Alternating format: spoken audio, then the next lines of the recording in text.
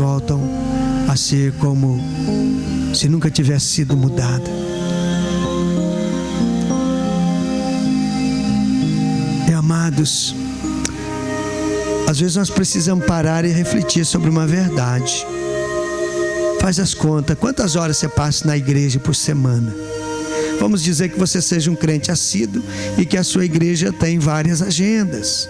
Então vamos dizer que você passe lá 5, 6 horas por semana, que daria aí no mínimo 3 cultos de 2 horas cada um. É bastante, né? Tem gente que passa até mais, né? Mas normalmente a gente vai num culto por semana na igreja, às vezes 2, né? Não vai muitas vezes, até pelas agendas, né, do dia a dia, das dificuldades, dos compromissos que temos. Onde você passa o restante do tempo? Fora. Então, se a semana tiver em torno de 160 e poucas horas, 160 e poucas horas, você não passa 10% na igreja. Então, aonde você passa a maior parte do tempo como luz, como sal? Lá fora da igreja. Então às vezes é fácil, muito fácil ser crente na igreja, mas nós precisamos ser crente toda hora, todo dia, em todo momento, né? Tem coisas que Deus faz assim que é incrível, né? A gente fica observando, a gente coloca para fora, amados, tudo aquilo que somos no momento da pressão.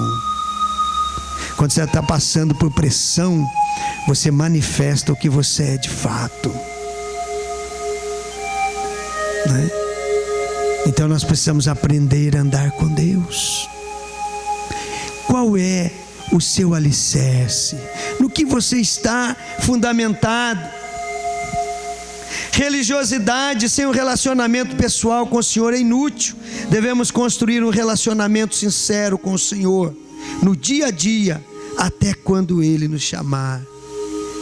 Relacionamento com Deus, isso que muitas vezes falta para nós, nos relacionarmos com Deus, né? Eu tenho uma filha que ela mora lá em São José dos Campos, e às vezes ela está lá na cozinha fazendo uma receita, não dá certo, ela pega o telefone e liga para minha esposa: mãe, como é que eu faço tal coisa? Como que eu ponho o creme ali? Como é que é a manteiga? Quanto tempo fica ali para, né, para fritar? Relacionamento, qualquer hora, qualquer coisa, liga lá: ah, eu fui lá, fiz a entrevista, não deu certo. Ah, fulano, aconteceu isso, tá? Né? Ah, fomos no culto, aconteceu isso. Relacionamento. Por quê? Porque nós temos uma base. Você está baseado em Deus. Relacionamento com Deus é muito importante. Um outro ponto também, a obediência é o sólido alicerce para resistirmos às tempestades da vida. Às vezes nós pensamos: como ser vencedor diante de um problema que se manifestou, de uma dificuldade grande que aconteceu? Como vencer? Aqui está a receita: é na obediência. Jesus falou: aqueles que praticam a minha palavra. Praticar. Precisamos praticar a palavra de Deus, né? Quando a gente é novo na fé, nós temos muitas dificuldades, muitos questionamentos. Às vezes nós não sabemos como nos comportar direito em certas situações. Mas depois, com o passar dos anos, você vai amadurecendo, você vai aprendendo muita coisa, né? Porque muita coisa que não serve vai sendo tirado. Deus vai trabalhando no nosso caráter, a gente vai tendo uma vida mais alinhada com Deus. E a gente vai aprendendo, amados, ao passar dos tempos, que relacionamento com Deus é algo que está desprovido totalmente de vida religiosa aparente, mas é intimidade, é prazer de estar na presença de Deus. Quando nós somos novos, nós complicamos muito. Quando você amadurece mais, você descomplica, né? Às vezes as religiões, elas criam um caminho tão difícil para se chegar a Deus, para ter uma comunhão real com Deus. Às vezes é tão complicado, porque a religião faz isso, mas a comunhão com Deus é algo simples. Esses dias atrás, conversando com um homem de Deus, que passando também por um momento de dificuldade, e esse homem é até um pastor, um homem abençoado, tão pastor quanto eu sou pastor. E eu falei para ele: meu irmão, lembra da parábola do filho pródigo? Não que a sua situação seja igual a dele, mas apenas um detalhe aqui. Você se lembra quando ele estava ali pensando sobre o que estava acontecendo com ele, e ele então tomou uma decisão. Ele diz: eu me levantarei e irei ter com o meu pai. E depois você vê que na sequência ele fala, ou melhor dizendo, ele faz o que falou, e ele de fato vai. E como que ele é recebido?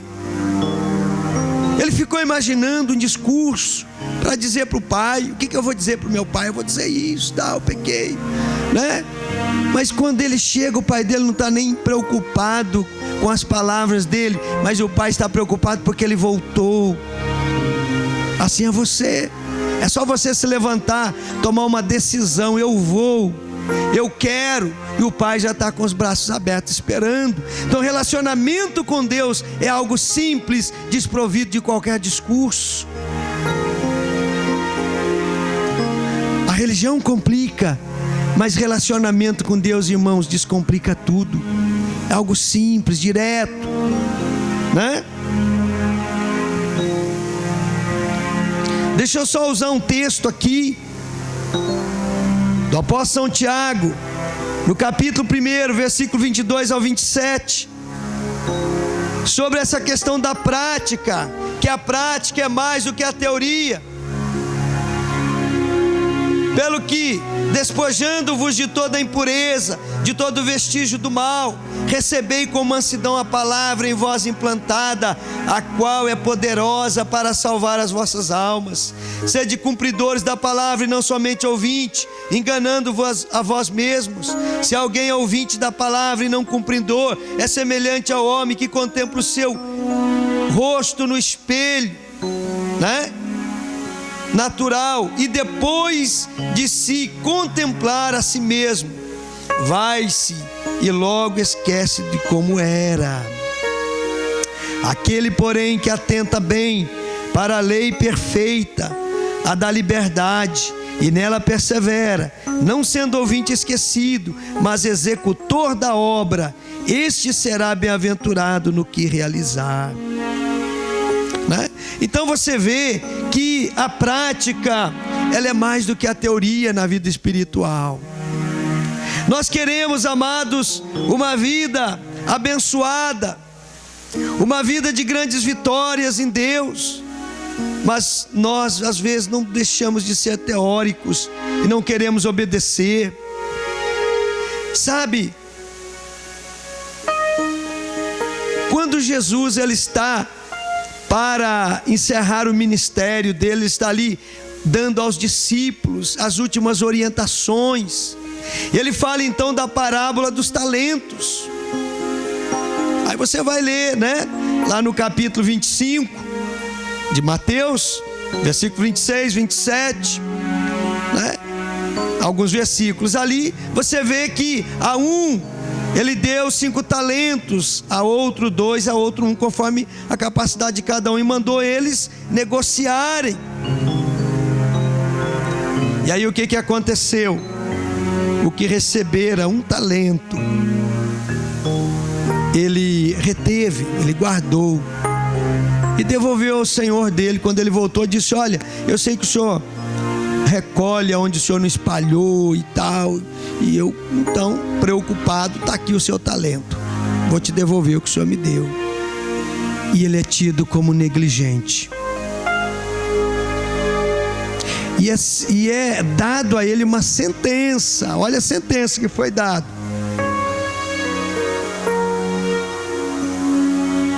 Do 24 do capítulo 25 diz: mas chegando também o que receberam 1 talento, disse: Senhor, Eu sabia que és um homem duro, que ceifa onde não semeaste e ajuntas onde não espalhaste. E atemorizado, escondi na terra o teu talento, aqui tens o que é teu. Respondeu-lhe, porém, o seu senhor: mau e negligente servo, sabias que ceifo onde não semeei e ajunto onde não espalhei. Devias então ter dado o meu dinheiro aos banqueiros, e quando eu viesse, receberia com os juros o que é meu. E aí vem a execução da sentença. Mas duas palavras ressalto aqui: você sabia e você devia. Você entendeu aqui, querido? Teoria e prática. Você sabia. Deus não vai cobrar nada que nós não sabemos. É interessante isso. A sentença, isso aqui vai valer para todos que forem julgados diante de Deus indignos. Nós sabemos e nós devemos. Só que o problema é que nós muitas vezes não fazemos o que sabemos. Não executamos aquilo que devíamos executar ou cumprir. Prática. Nós seremos julgados por aquilo que nós deixamos de fazer, deixamos de obedecer, né? A negligência, amados, ela é a causa da destruição. Nós somos peritos em procurar o melhor, mas nem sempre pensamos nos objetivos, nos propósitos verdadeiros. Se você perguntar a qualquer pessoa, ele sempre vai procurar o melhor, sem dúvida nenhuma, em todas as áreas. Agora o problema, irmãos, é a nossa negligência. Às vezes nós fazemos coisas sem pensar no que vai acontecer, qual o resultado daquilo. Eu de manhã ainda chamando a atenção, né, da igreja, eu falei: irmãos, você se preocupa muito em levar seus filhos no dentista, na natação, no inglês, no colégio, né? Nisso, naquilo. Você vive igual motorista, né? Particular, leva ali, pega, né? Quem tem filho sabe como é que é. Mas você não se preocupa em trazer na escola bíblica dominical. Veja bem, nós pensamos muito nas coisas, mas nós não pensamos nos objetivos. Como que vai ser, irmãos, uma igreja daqui a 10 anos, no mundo em que nós estamos vivendo?